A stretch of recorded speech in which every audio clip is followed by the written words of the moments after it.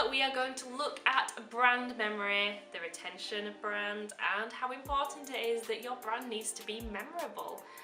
We recently found a study on signs.com where 156 people were asked to redraw 10 iconic logos. You'd be surprised at how badly they were actually remembered and drawn. Some of them were Starbucks, IKEA, Domino's, Apple, and actually not many people remembered the finer details about these very iconic brands. You see them every day, and how much are they actually retained in there? Starbucks sell around 18 million cups of coffee a day, and yet this was the worst remembered logo in the entire study.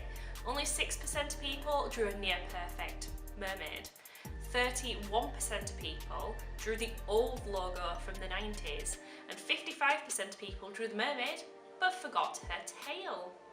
It's amazing how a logo that you see probably almost every day, it's there, it's fuzzy, it's not perfect. So you need to think about this with your branding. How memorable is your brand? We've said before, it is fine to change your logo, to mix it up, to refresh it, to keep it current. All of the logos in this study have done that. They've all changed from their original logo to what they have now. What we found in the study is that a lot of people were drawing the old iterations, so it's important to remember how people are going to remember your brand, and don't change it so drastically that it becomes completely different. If you look at the old Starbucks and the new Starbucks, the mermaid's still there, the green is still there, she's still got two tails, but the shape is slightly different, where there's an inside circle and an outer circle, and the branding, the words are on the old one and not the new one. So just bear this in mind when you are refreshing your logo. It's fine to do it, but think about the impact it will have on your customers. You need to keep your logo fairly simple and recognisable. The top performers in this study were IKEA and Target. Relatively simple, not so many colours, and very easy to remember. When you're thinking of your brand, you need to be really careful with what you use and what your additional marketing assets are. For example, a lot of people in this study thought that the Burger King logo has a crown because of the king, and they've used crowns before in their advertising, when in fact it doesn't have a crown on the logo.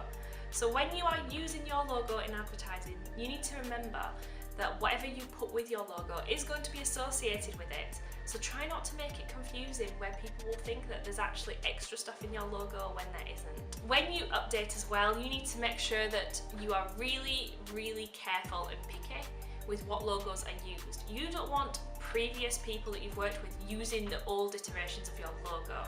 You need to make sure that your new logo is the only one that anyone uses. This study is really interesting to look at to see the range of variations of what people have drawn.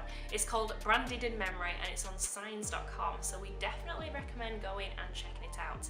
It could be quite a fun activity to do with any of your employees or any of your customers. Ask them to draw your logo from memory. See what you get. That's it for this video. We hope you've taken away some really good information from it about your brand. I've been Becca from Passport to Success, the online platform built by industry experts designed to help, advise, guide and support entrepreneurs and small businesses to success. See you in the next video.